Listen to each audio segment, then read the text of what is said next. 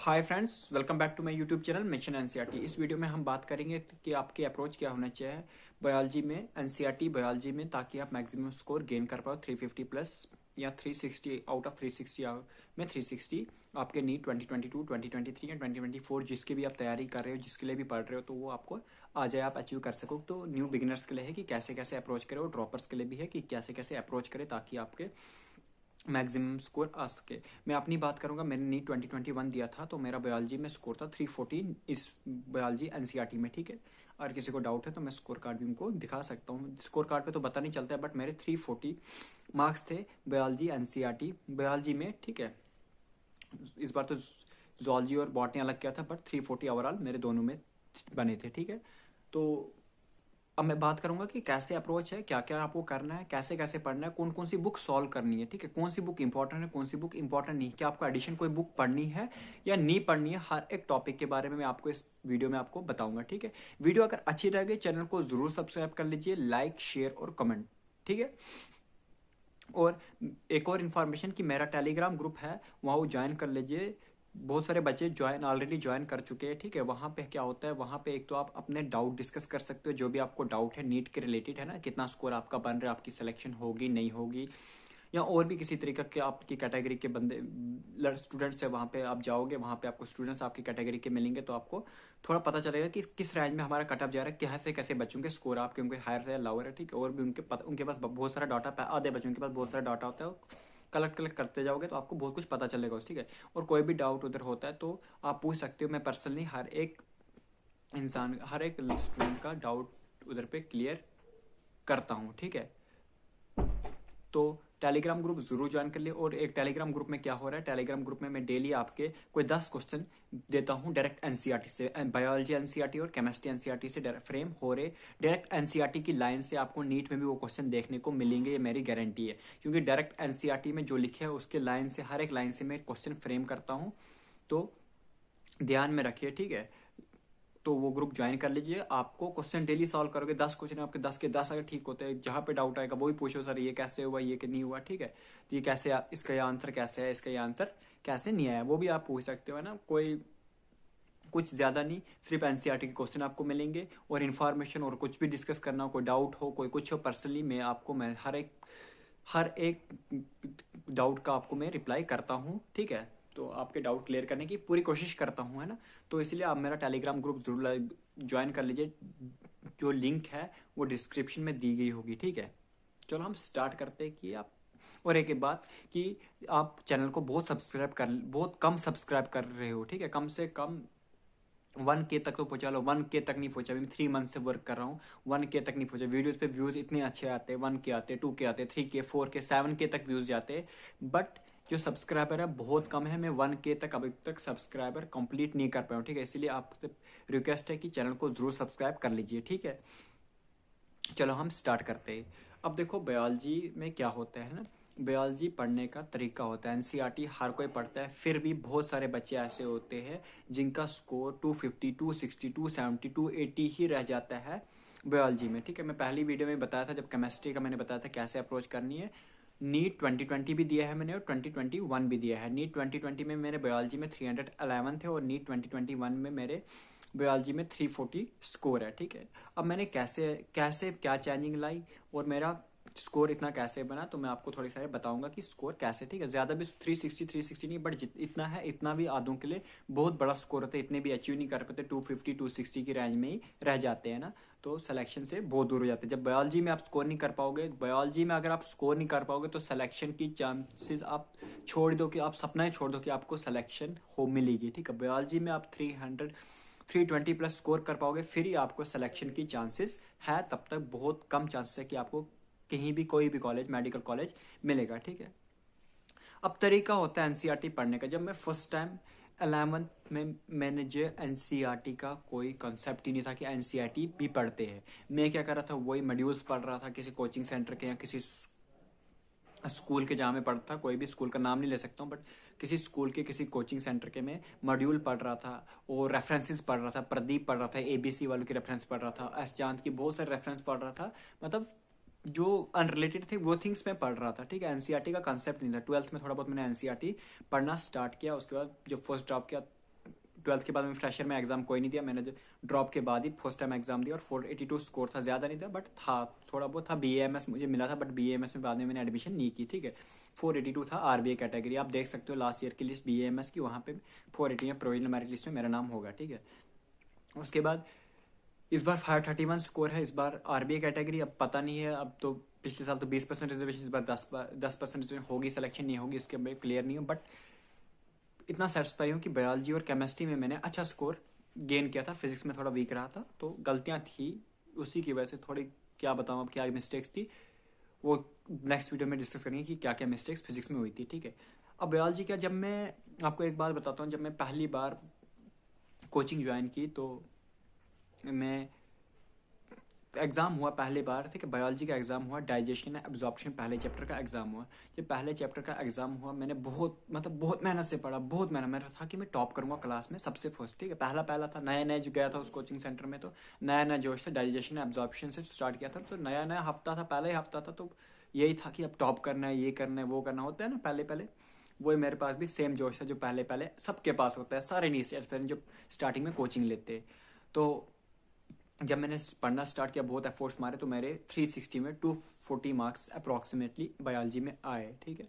तो घर आया तो बहुत अपसेट हुआ, यार ये कैसे हो गया, वो मैंने तो इतनी मेहनत की थी, ये वो की थी। फिर आस्ता आस्ता जब मैंने उस पेपर को एनालाइज किया और एनसीईआरटी देखी, तो पता चला कि मैं एनसीईआरटी पढ़ने का तरीका ही नहीं है। एनसीईआरटी की मैंने लाइन्स ही स्किप कर दी थी, मैंने जो हाईलाइटेड लाइन थी वो पढ़ी थी, बट जो कुछ कुछ लाइनें ऐसी थी उनको मैंने स्किप कर दिया था, ऐसे ईजिली पढ़ लिया था, ठीक है, सीधी रीडिंग दे दी थी, बट अच्छे तरीके से पढ़नी। फिर आस्ता आस्ता आस्ता आस्ता आस्ता समझ में आया कि एनसीईआरटी कैसे पढ़ते। फिर एक बार डाइजेशन, फिर पूरा ह्यूमन फिजियोलॉजी का कोई 2-3 मंथ के बाद पेपर हुआ, तो उसमें मेरे 320 मार्क्स से ज़्यादा नहीं थे, 320 मार्क्स थे, बट सेटिस्फाई हुआ। उसके बाद समझ आया कि एनसीईआरटी कैसे पढ़ी जाती, 360 में 320, मतलब आस्ता आस्ता ही समझ आता है, स्टेप बाय स्टेप कैसे पढ़ने, ठीक है। अब देखो मैं सबसे पहले क्या करता था, जो एनसीईआरटी का कोई भी चैप्टर है, जैसे मैंने पहला चैप्टर क्या होता है 11th में, द लिविंग वर्ल्ड है ना, द लिविंग वर्ल्ड मैंने चैप्टर अगर उठाया तो उसमें क्या करता मैं, जैसे व्हाट इज लिविंग पहला टॉपिक है 1.1, व्हाट इज लिविंग कहाँ से 1.2 तक खत्म हुआ था, मैं बुक सॉल्व करता है एनसीईआरटी ऑन फिंगर टिप्स, आधे प्रीवियस ईयर करते हैं, आधे करते हैं एनसीईआरटी ऑन फिंगर टिप या कोई मॉड्यूल करते हैं। मैं NCERT on finger tip solve किए और कोई बुक मैंने सॉल्व नहीं किया बायोलॉजी के लिए। एनसीईआरटी ऑन फिंगर टिप्स जैसे 1.1 व्हाट इज लिविंग है, जहाँ तक खत्म होता था, तो उस पर ऐसी टॉपिक वाइज क्वेश्चन है एनसीईआरटी ऑन फिंगर टिप, जैसे ही खत्म होता था तो क्वेश्चन पे चले जाता था, मैं क्वेश्चन कर देता था। इससे क्या होता था मेरे पास, जैसे मैंने अभी अभी पढ़ा, दिमाग में सारी एनसीईआरटी याद है मुझे, अभी 2-3 पेज, एक पेज या 2 पेज का होता है एक सब टॉपिक है ना, 1.1 है ना, 1.1 1.2 1.3 होता है ना, 1.1 अगर 2 पेज होंगे मिसाल, तो 2 पेज में अभी तकरीबन सारी एनसीईआरटी की लाइंस तकरीबन 5 मिनट भी नहीं हुए, 2 मिनट भी नहीं हुए, मैंने जैसे कि पढ़ी तो मैं बुक्स पे चले गया, तो अभी मेरी सारी एनसीईआरटी की लाइंस याद है। जब सारी याद है तो मैं जब क्वेश्चन सॉल्व करता, मुझे कोई कोई लाइन जिनको मैं समझता कि यहाँ से क्वेश्चन पॉसिबल नहीं, यहाँ से क्वेश्चन, यहाँ ये लाइन ही इंपॉर्टेंट नहीं, वहां पे क्या, जब एनसीईआरटी और फिंगर टिप्स में जाता था वहां पे उसने उसी लाइन से क्वेश्चन फ्रेम कर दिया था।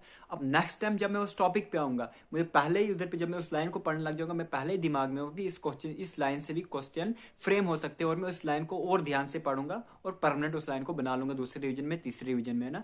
तो ऐसे ही होता है, जैसे आप टॉपिक छोटे छोटे टॉपिक पढ़ते हो तो उसके पीछे क्वेश्चन करो, जितने आप क्वेश्चन ज्यादा मैक्सिमम करोगे उसके पीछे, ये नहीं कि बहुत हायर लेवल के क्वेश्चन आउट ऑफ एनसीईआरटी, नहीं, एनसीईआरटी के रिलेटेड जो क्वेश्चन है, एनसीईआरटी के रिलेटेड क्वेश्चन आप करो। एनसीईआरटी की कोई लाइंस आपने स्किप कर दी, कोई डायग्राम आपने स्किप कर दी जहां पे आपको समझ नहीं है कहां से क्वेश्चन फ्रेम होता है, तो उसी चीज के लिए आप NCERT on finger tip solve करते रहो साथ साथ, जितना एक सब टॉपिक और एक एनसीईआरटी का सब टॉपिक का सॉल्व कर दो, उससे पता चलेगा आपको कि ये वाला क्वेश्चन इधर पे भी इस लाइन से भी क्वेश्चन बन सकते, तो उसको हाईलाइट कर दो, है ना।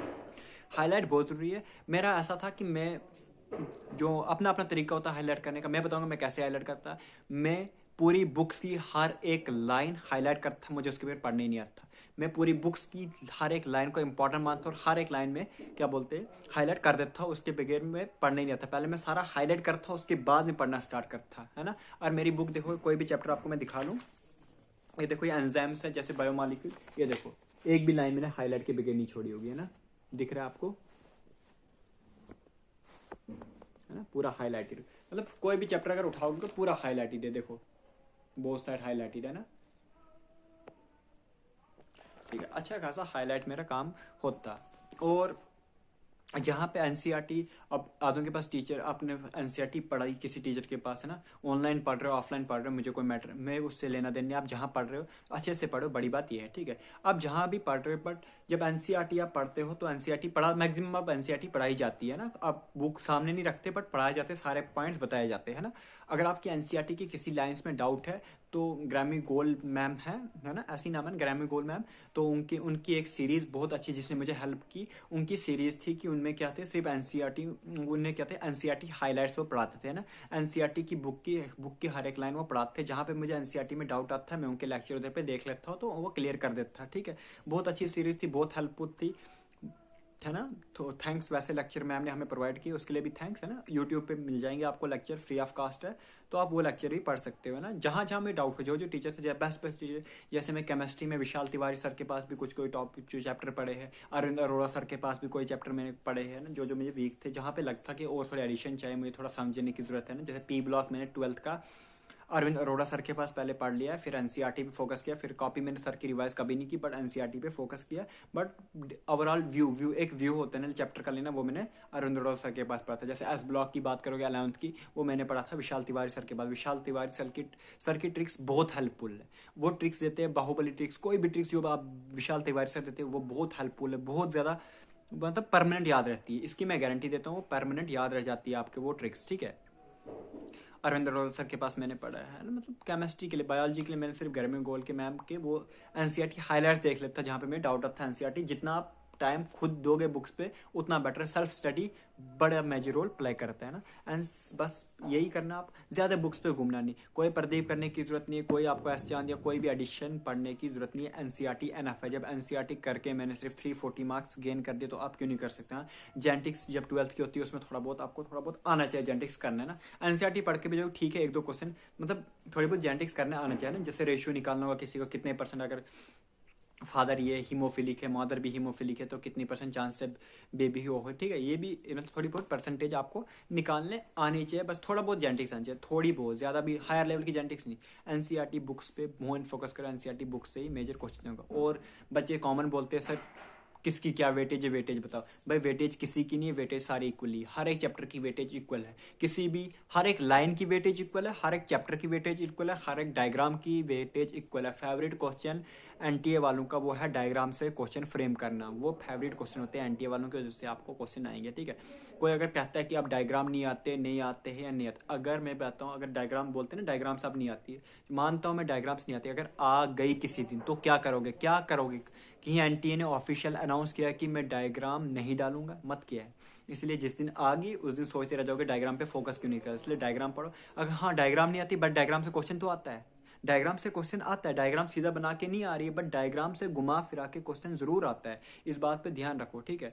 एक टॉपिक क्वेश्चन, एक topic question, maximum question maximum test, जितने आप मैक्सिमम टेस्ट दोगे, मैक्सिमम जितने आप क्वेश्चन सॉल्व करोगे उतनी आपकी एक्यूरेसी बढ़ते जाएगी, और कभी भी लाइटली किसी सब्जेक्ट को नहीं लेना, ठीक है। आपकी बायोलॉजी स्ट्रांग होगी, आप बोलोगे अब छोड़ दूंगा, छोड़ना नहीं, उसको रिवाइज कंटिन्यू करते रहना, ठीक है। और कुछ नहीं, जो फ्रेशर है, जो अभी चढ़े हैं 11th-12th में, तो वो आराम आराम से पढ़ सकते हैं, रिवाइज करो जैसे आप करते हो, ठीक है। अब मेरे से बेटर आपको पता है सब कुछ, है ना। तो एक्सपीरियंस मेरे पास था, यही है कि मिस्टेक्स यही है कि हम एनसीईआरटी पढ़ते हैं, तरीका नहीं पता होता है एनसीईआरटी का। एनसीईआरटी पढ़ के क्वेश्चन सॉल्व करो, क्वेश्चन मैक्सिमम से प्रीवियस ईयर भी सॉल्व करो। मैंने तो सिर्फ एनसीईआरटी फिंगर टिप सॉल्व की थी, एनसीईआरटी फिंगर टिप सॉल्व करो, या जो भी बुक आपके पास है, बट क्वेश्चन सॉल्व करो जो एनसीईआरटी के रिलेटिव है। एडिशन बुक पढ़ने की जरूरत नहीं है, टाइम वेस्ट है ना। आप बोलते हो पहले सर 5-10 नंबर आते हैं बाहर से, मानता हूँ 5-10 नंबर बाहर से आते हैं भाई, इधर मेरी बात सुनो, 5-10 नंबर आपके बाहर से आते हैं, इस बात से मैं भी एग्री करता हूँ, मैं भी आते हैं, ठीक है। बट पहले 350 नंबर अपने तो बना लो, 10 नंबर बाद में देख लोगे, ठीक है। 350 नंबर अपने बना लो, अपने सके तो कर दो 350 नंबर, 350 चलो 20 नंबर आपके आउट ऑफ सिलेबस आते हैं, ठीक है, आउट ऑफ एनसीईआरटी आते हैं। भाई 340 तो अपने बना, पहले 340 अपना बना लो, 340 मार्क्स अपने बना लो, एनसीईआरटी पढ़ के 20 मार्क्स को मारो गोली, आपके 340 350 आ गए ना, तो 10 मार्क्स से कोई फर्क नहीं पड़ना है आपको, ठीक है। फर्क तो बट दूसरे में भी गेन कर, मैं बोलता हूँ पहले आप 350 अपने तो बना लो, जो एनसीईआरटी से आने हैं, झूठी मॉड्यूल पे पढ़ो, उन 10 मार्क्स के लिए आप ये 350 नंबर आप अपने मिस कर रहे हो, 10 मार्क्स के लिए आप 350 नंबर को वीक कर रहे हो। पहले इसको स्ट्रांग करो, बहुत ज़्यादा स्ट्रांग होगी सब कुछ आगे, 360 में 360, 360 में 350 आपके आ रहे। जो बाकी एडिशन है ना वो आपके कोचिंग इंस्टीट्यूट के टेस्ट सीरीज है ना, या कहीं पे भी डीपीपी आपकी जो मिल रही है, या आप जो एनसीईआरटी फिंगर टिप सॉल्व कर रहे हो, प्रीवियस ईयर कोई भी बुक सॉल्व कर रहे हो, कोई मॉड्यूल सॉल्व कर रहे हो, या कोई टेस्ट सीरीज ज्वाइन कर रहे हो, या कुछ भी ज्वाइन कर रहे हो, कहीं पे भी आप टेस्ट दे रहे हो, कुछ भी कर रहे हो, तो वहाँ से वो कवर हो जाएंगे, आपको कोई एडिशनल बुक पढ़ने की जरूरत नहीं है, ठीक है। आपके जो कोचिंग इंस्टीट्यूट है वो ऐसा ही जो आपके क्वेश्चन फ्रेम करते हैं, 2 या 3 क्वेश्चन या 4 या 5 क्वेश्चन तकरीबन, वो ऐसे रखते हैं जो आउट ऑफ एनसीईआरटी हो, थोड़ा अनरिलेटेड हो, ठीक है, थोड़ा एनसीईआरटी से हट के, उसी से आपके कवर हो जाएंगे, आपको कोई एडिशनल बुक पढ़ने की जरूरत नहीं है। आप सिर्फ एनसीईआरटी पे फोकस करो, 350 340 350 आपकी गारंटी है, सिर्फ एनसीईआरटी से आप कर ले जाओगे, 360 भी कर ले जाओगे अगर ध्यान से थोड़ा थोड़ा और एक्टिव रहोगे पेपर करने के टाइम, 360 भी आप ले आओगे किसमें, एनसीईआरटी पढ़ के बायोलॉजी में, ठीक है। वीडियो बहुत लंबी हो गई है, तो वीडियो का मैं इतने इधर ही पे खत्म करना होगा, तो एक ही रिक्वेस्ट है कि आप चैनल को सब्सक्राइब कर लीजिए, लाइक शेयर और comment. Thanks, have a nice day, bye, take care.